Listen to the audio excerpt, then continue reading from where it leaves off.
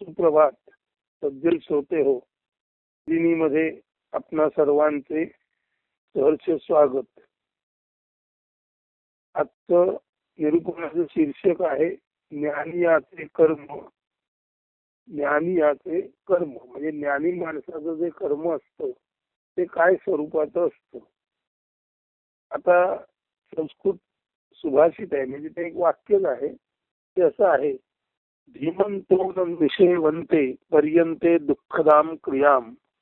म्हणजे दुःखदायक परिणाम कृत्ये विचारी ज्ञानी कधीही न अनुसरती. जे ज्ञानी आहेत, जे विचारी आहेत, ते कधीच ज्या कृत्यांचा परिणाम दुःखदायक आहेत अशी कृत्य अनुसरत नाहीत. धीमंतो न निवेशन्ते पर्यंते दुःखदाम क्रियाम, अर्थात दुःखदायक परिणाम कृत्ये विचारी ज्ञानी कधीही न अनुसरती. ज्या कृत्यांचा परिणाम दुःखदायक असतो अशी कृत्ये करण्यास विचारी ज्ञानी माणूस ना कधी स्वप्रवृत्त राहत, किंवा अशा कृत्यांना तो नाही कधी संमती देत, किंवा अशा अविचारी कृत्य करणाऱ्यांच्या बाजूने तो उभाही राहत नाही. खरे तर ज्ञानी विचारी माणसांचे सर्व आयुष्यच परमेश्वरी भजन, चिंतन, मनन, निधिध्यासन तथा अनुसंधानात व्यग्र असते. त्याला एका ईश्वर चिंतनाखेरीज काहीच कर्तव्य कर्म जीवनात नसते. जसे मेघवृष्टीपान 288 वरती म्हटलेलं आहे, किंवा आत्मोपनिषद या ग्रंथात पान 173 वर म्हटलेलं आहे. ते काव्य आहे आणि त्याचा अर्थ आहे मी माझा अंत. म्हणजे ज्ञानी माणूस मी आणि माझा याचा अंत ज्या कर्तव्य कर्मात करतो ते कर्तव्य कर्म कसे असते ते यामध्ये सांगितलेलं आहे. मी माझा अंत. नीट ऐका. माझे समाधान देवा तव चरण, माझे सुख देवा तव हास्यमुख, माझी शांती देवा तव नीलकांती, माझे वैभव देवा तव चरण सेवा, माझे प्रियमान देवा अवघे तव ध्यान, माझे प्रारब्ध देवा सोहम भावलुब्ध, माझे संचित देवा भजनी तव प्रीत, गात तव गीत देवा मी माझा अंत, माझे समाधान देवा. इथे हा जो साधक आहे त्याला केवळ आणि केवळ परमेश्वरी चिंतन, भजन याखेरीज संपूर्ण जीवनात काहीच कर्तव्य कर्म नाही. कारण त्याला माहित आहे की केवळ ईश्वरी प्रणिधान म्हणजे केवळ ईश्वरी अनुष्ठानाखेरीज कुठलंही कर्म हे अंतत्वगत्वा क्लेशदायक, दुःखदायकच ठरते. खरं तर सर्वच कर्मे माणसाला जीवनामध्ये पुन्हा पुन्हा जन्माला येण्याच्या दृष्टीने चक्रनेमी क्रमे जन्म मृत्यूच्या साखळीत अडकवण्याच्या दृष्टीने खरे तर सर्वच कर्मे बंधनकारक असतात. आणि एक आणि एकमेव कर्म असं आहे की जे माणसाला जिवंतपणीच खऱ्या अर्थाने विधेयी मुक्ती देते आणि नंतर पुन्हा जन्माला येण्याचा प्रश्नच उरत नाही. आणि ते कर्म म्हणजे केवळ आणि केवळ परमेश्वरी चिंतनात मग्न असणं. म्हणून ज्ञानियाचे जे कर्म असते ते ज्ञानियाचं कर्म आणि त्याचं वर्म समजून घेण्याची गरज आहे. ज्ञानियाचे कर्म केवळ आणि केवळ परमेश्वरी चिंतन हेच असते. म्हणून बघा, माझे समाधान देवा तव समचरण. हा भक्त म्हणत आहे, हे देवा माझं समाधान कशामध्ये आहे? तव समचरण. तुझे जे करकटेवर पाय विटेवर, जे पाय विटेवर आहेत, समचरण आहेत, जे मला समत्वाचं ज्ञान देतात, त्या समचरण पायांकडे बघून मला समत्व बुद्धी प्राप्त होते आणि माझं समाधान होतं. म्हणून माझे समाधान देवा तव समचरण, माझे सुख देवा तव हास्यमुख. हा समचरण जो विठो आहे तो आम्हाला समत्व देतो. आणि हे विठ्ठल आहे, पांडुरंग आहे, हरी श्री हरी, तुझं हास्यमुख हेच माझं सुख आहे. माझी शांती देवा तव नील कांती, हे नीलवर्ण कृष्ण हो, हे नीलवर्ण राम हो, तुमचा नीलवर्ण हीच माझी किंवा तुमची नीलकांती हीच माझ्या मनाची शांती आहे. माझे वैभव देवा तव चरण सेवा, हे पांडुरंगा विठ्ठला परमेश्वरा तुझ्या चरण सेवेमध्येच माझं वैभव साठवलेलं आहे.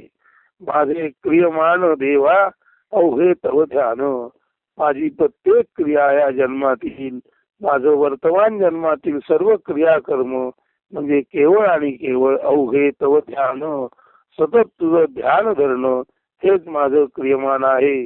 माझे प्रारब्ध देवा स्वभाव लुब्ध, त्या जन्मात येताना मी जे प्रारब्ध घेऊन आलेलं आहे ते सुद्धा सोहम भाव लुब्ध, म्हणजे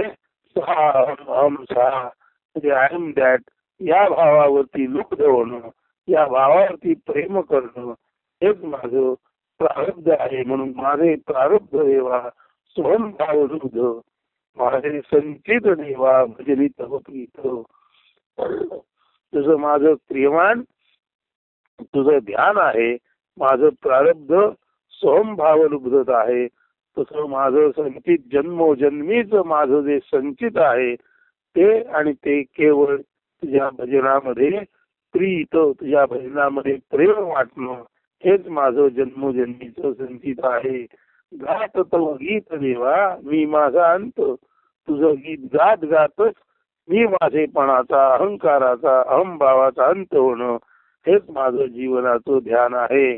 हेच माझं जीवनाचं संपूर्ण ध्यान आहे. जीवनाचं ध्यान याचा अर्थ जीवनाचं माझा जो केंद्रीय भाग आहे, जीवनातील माझा जो मुख्य भाग आहे, जीवनात ज्या गोष्टीवर मी ध्यान एकवटतो ते केवळ आणि केवळ गात तव गीत देवा मी माझा अंत, तुझं भजन गाण्यात, तुझ्या प्रेम भरलपणे कौतुक करण्यात, तुझ्यावरतीच माझा जीव कुरवंडून टाकण्यात, ओवाळून टाकण्यात आणि तुझ्याच गाण्यामध्ये मी माझेपणाचा अंत होण्यात माझ्या जीवनाचं रहस्य सामावलेलं आहे.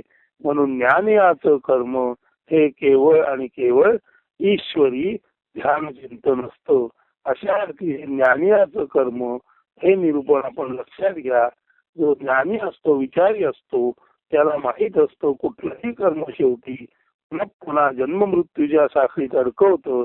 त्यामुळे त्याच्या दृष्टीने कर्म एक आणि एकच देवत असतं, ते म्हणजे सर्वत्र केवळ आणि केवळ ईश्वर पाहणे, सर्वाभूती भगवंत पाहणे, समत्वाच्या दृष्टीने जीवनात वावरणे आणि केवळ ही ब्रह्मसत्ता आत्मसत्ता आहे जाणून त्या आत्मसत्तेतच संपूर्ण आयुष्य रममाण राहणं आणि त्या आत्मसत्तेतच संपूर्ण आयुष्य रममाण राहता प्रेमान असो, प्रारब्ध असो, संचित असो, सर्व काही केवळ आणि केवळ अवघी एकच आत्मसत्ता आहे लक्षात घेऊन जीवनात व्यवहार करणं हेच असते ज्ञानियाचे कर्म, हेच असते ज्ञानी माणसाचे कर्म.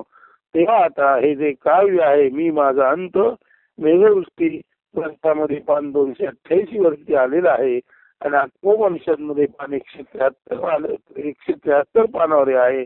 आणि विशेष म्हणजे 29/12/2006 इतक्या पाठी म्हणजे सुमारे ज्याला आपण म्हणतो 18 वर्ष पाठी हे दिलेलं काव्य आहे. 18 किंवा 20 वर्ष पाठी दिलेलं काव्य आहे. ते नीट आहे का, परत एकदा आहे का.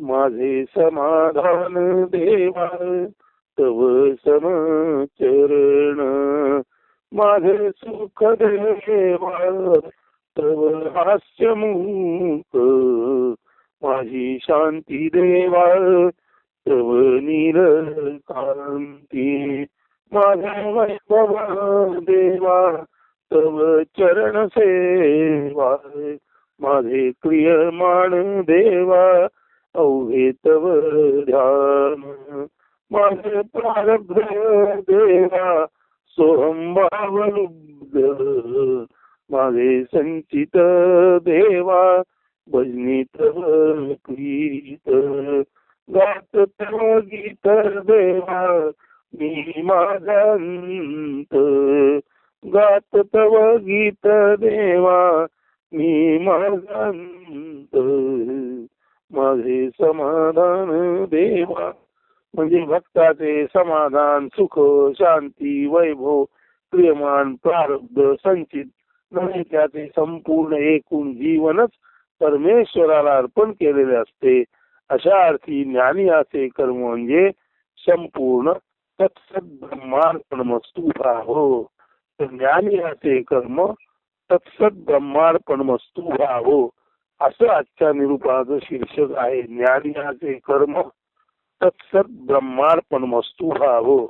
अस्तु. धन्यवाद. सुदिन सुप्रभात.